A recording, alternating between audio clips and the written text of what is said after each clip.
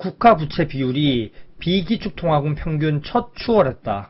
비기축통화국 평균이 54.3%인데 54.5%로 뛰어넘는다는 IMF의 보고서가 나왔습니다. 보고서에 따르면 올해 말 11개국 평균을 뛰어넘는다고 합니다.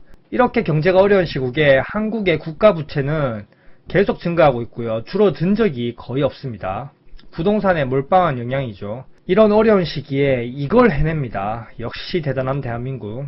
이 국가 부채 비율은 국가 간의 재정 건전성을 비교할 때 사용하는데요.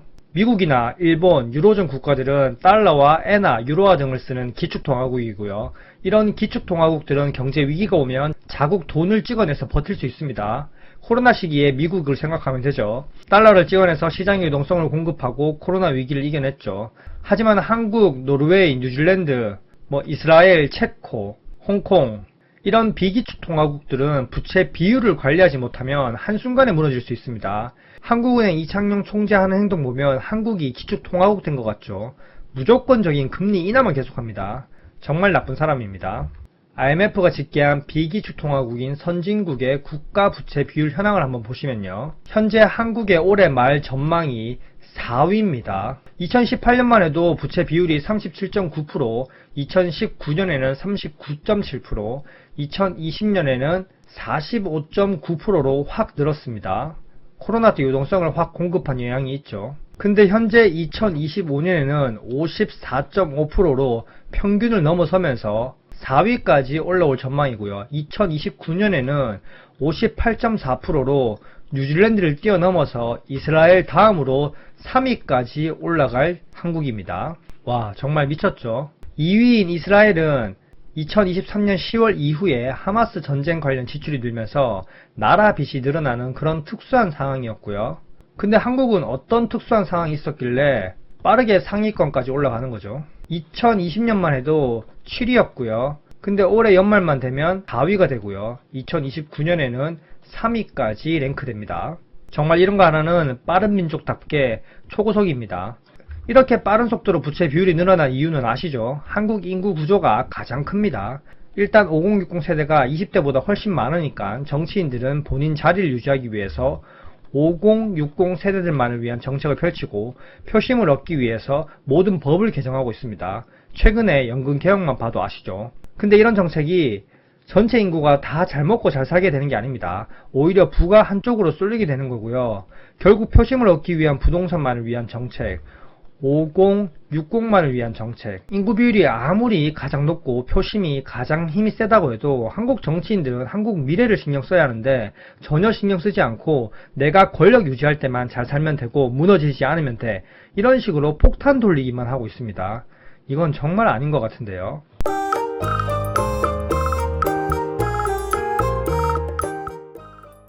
이미 한국은 OECD 기준 노인 빈곤율이 1위입니다.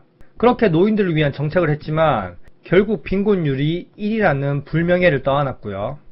일본보다 속도가 빠른 노인의 나라로 한국이 초고령 사회에 진입했습니다. 소득권 집중 현상, 그리고 표심을 위해서 본인들 정권 연장을 위해 부동산, 건설사만 떠받드는 이런 정책들 단기간 해결될 수 있는 게 아닙니다. 과연 어느 정치인이 아파트 공화국에서 아파트 가격을 상승시키지 않고 정책을 실현할 수 있을까요? 결국 기득권층 빼고 대다수의 노인들은 빈곤해집니다. 10년, 20년만 지나도 사줄 인구가 없을 텐데 비싸게 계속 팔아먹고 미래 세대들에게 부담을 주는 거죠. 결국 대다수의 노인들이 가진 거라곤 평생 갚으며 살아야 할 집 한 채 뿐입니다. 대출로 계속 집을 갈아타다 보니까 은퇴 후에 고령자들에게 남는 건 빚뿐이고요. 결국 부동산 공화국의 몰락을 미리 보여주는 거죠. 그 몰락을 역사적 진전이라면서 연금 개혁으로 인공호흡기를 갖다 대는 거죠. 이미 노인들 그리고 현재 베이비붐 세대들은 은퇴 후에 고정 수입도 없고 대출 이자 부담만 상당히 큰데요. 부동산을 싸게 팔아먹고 싶진 않고요. 결국 연금 개혁을 통해서 2030 세대들에게 그리고 미래 세대들에게 빨대를 꽂겠다는 겁니다.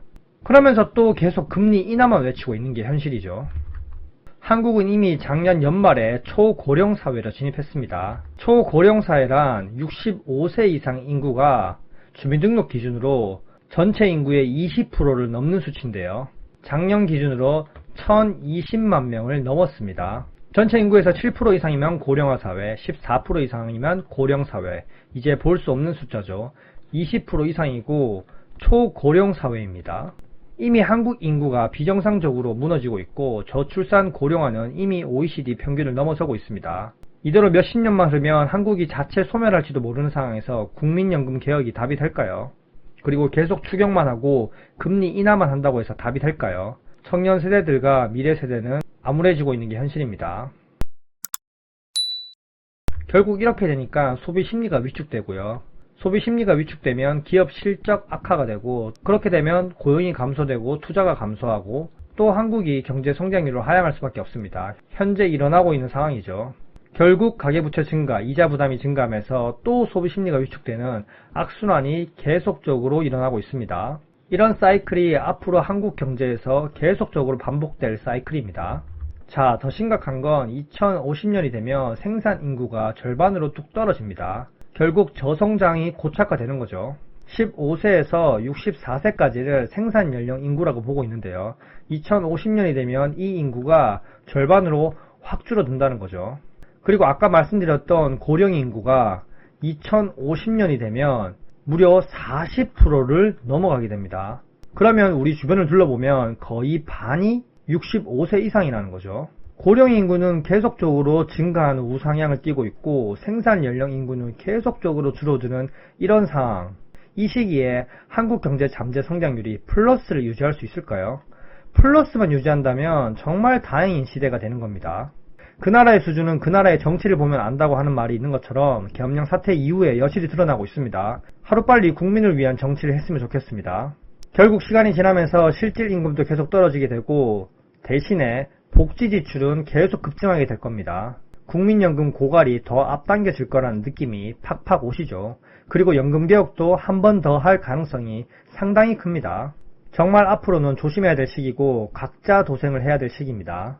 이런 인구 구조가 될 것이라는 걸 알고 어떤 자산을 쌓아서 축적할지 생각해 봐야겠죠. 현재까지 내용이 괜찮으셨다면 구독과 좋아요 부탁드립니다. 이상입니다. 안녕.